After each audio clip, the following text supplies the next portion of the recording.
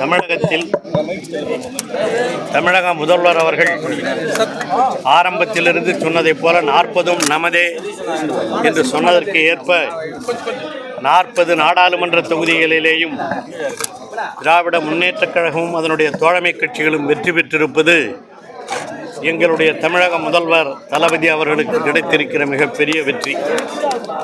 அதேபோல இங்கே விழுப்புரம் நாடாளுமன்ற தொகுதியில் முன்னாள் நாடாளுமன்ற உறுப்பினராக இருந்து மீண்டும் இந்த நாடாளுமன்ற தொகுதியிலே போட்டியிட்ட நம்முடைய அன்பிற்குரிய ரவிக்குமார் அவர்கள் 70,000 வாக்குகள் வித்தியாசத்திலே வெற்றி பெற்றிருப்பது விழுப்புரம் நாடாளுமன்றத்திற்கு கிடைத்திருக்கிற மிகப்பெரிய பெருமை.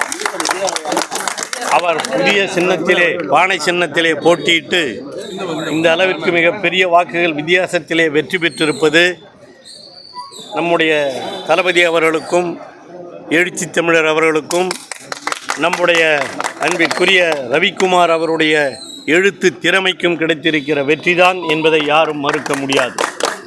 அந்த அளவிற்கு மிகப்பெரிய வெற்றியை ஈட்டி தந்த கழகத் தோழர்கள், விடுதலை சிறுத்தைகள் கட்சியை சார்ந்த நண்பர்கள், தோழமை கட்சி தோழர்கள் அனைவருக்கும், வாக்களித்த வாக்காளர் பெருமக்கள் அனைவருக்கும் இந்த விழுப்புரம் மாவட்ட கழகத்தின் சார்பாக என்னுடைய உளமார்ந்த நன்றியை நான் முதலில் தெரிவித்துக் கொள்கின்றேன்.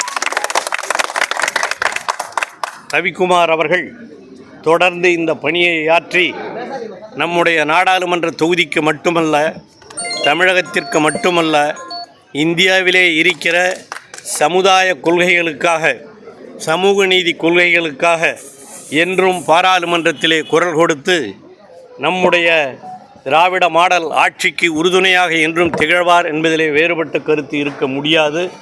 அந்த அளவிற்கு நம்மோடு நின்று பாடுபட்டிருக்கிற அவர், அதேபோல் நம்முடைய தமிழக முதல்வர் தளபதி அவர்கள் இன்று தமிழகம் மட்டுமல்ல இந்தியாவிற்கே வழிகாட்டியாக திகழ்ந்து கொண்டிருக்கிற அவர் திராவிட மாடல் ஆட்சி இன்று மற்ற மாநிலங்களுக்கும் பரவக்கூடிய ஒரு சூழலை இந்த தேர்தல் முடிவு உருவாக்கி இருக்கிறது. அந்த அடிப்படையில்தான் நாளை நம்முடைய தமிழக முதல்வர் அவர்கள் டெல்லி செல்லவிருக்கிறார்கள். அங்கே இந்தியா கூட்டணியினுடைய அந்த நிகழ்ச்சியிலே, தலைவர்கள் நிகழ்ச்சியிலே கலந்து கொண்டு அங்கே சிறப்பு செய்யவிருக்கிறார்கள். ஆகவே அவருடைய பயணம் வெற்றி பெற நீங்களும் இங்கே இருக்கிற தமிழகத்து மக்களும் என்றும் அவருக்கு உறுதுணையாக இருப்பார்கள் என்று நாங்கள் நம்புகிறோம்.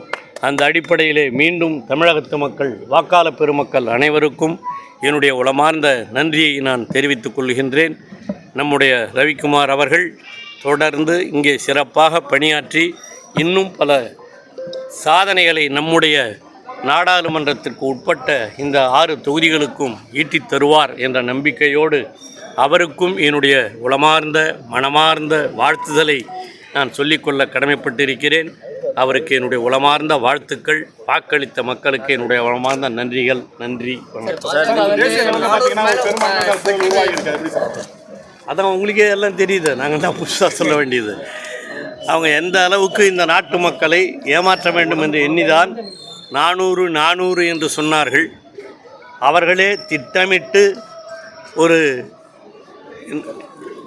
எக்ஸிட் போல் என்று பெயரில் என்னென்னமோ பண்ணி அது குறைஞ்சபட்சம் 370 வருவாங்க, 360 வருவாங்க, 390 வருவாங்க, எல்லாம் அவரவர்களுக்கு தகுந்த மாதிரி எழுதி கொண்டிருந்தார்கள்.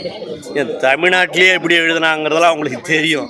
அதெல்லாம் இந்திய மக்கள் மிக தெளிவாக அதை புரிந்து கொண்டிருக்கிறார்கள். எதற்காக இந்த மோடி அவர்கள் இப்படி பேசுகிறார் என்பதையெல்லாம் தெரிந்து வைத்திருந்த காரணத்தினாலே தான் இந்த தேர்தலிலே சரியான பாடத்தை புகட்டியிருக்கிறார்கள் என்றுதான் நான் நம்புகிறேன்.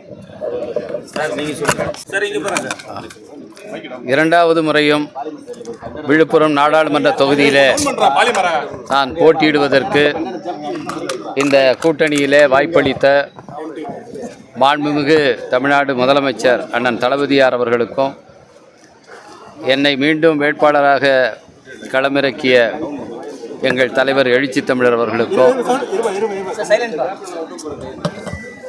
அவர் அனுப்பிய வேட்பாளராக நான் இங்கே களம் கண்டபோது இந்த வெற்றியை ஈட்டித்தர மிக கடுமையாக உழைத்து இந்த வெற்றிக்கு முதன்மையான காரணமாக அமைந்த நம்முடைய மாண்புமிகு உயர்கல்வித்துறை அமைச்சர் அவர்களுக்கும் அவரோடு உறுதுணையாக இருந்து பாடாற்றிய சட்டமன்ற உறுப்பினர்கள் போல திராவிட முன்னேற்றக் கழகத்தினுடைய பல்வேறு நிலையில் இருக்கின்ற பொறுப்பாளர்கள், திண்டிவனம் தொகுதிக்கு பொறுப்பு அமைச்சராக இருக்கின்ற திரு செஞ்சி மஸ்தான் அவர்கள், அதுபோல் உளுந்தூர்பேட்டை தொகுதிக்கு பொறுப்பு அமைச்சராக இருக்கின்ற திரு மாண்புமிகு ஏவா வேலு அவர்கள், எல்லோருக்கும் என்னுடைய நன்றியை முதல்ல நான் தெரிவித்துக் கொள்கின்றேன்.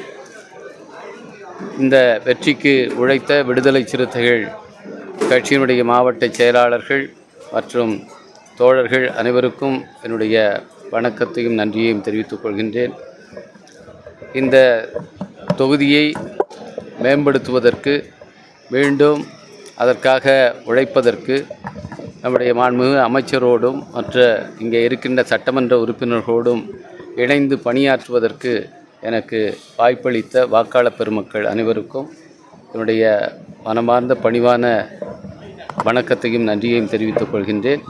அவர்களுடைய எதிர்பார்ப்புக்கு ஏற்ப நான் பாடுபடுவேன். இந்த தேர்தலிலே வாக்களித்தவர்களுக்கும் வாக்களிக்காதவர்களுக்கும் சேர்ந்து பிரதிநிதியாக இருந்து செயல்படுவேன் என்பதை தெரிவித்துக் கொள்கின்றேன்.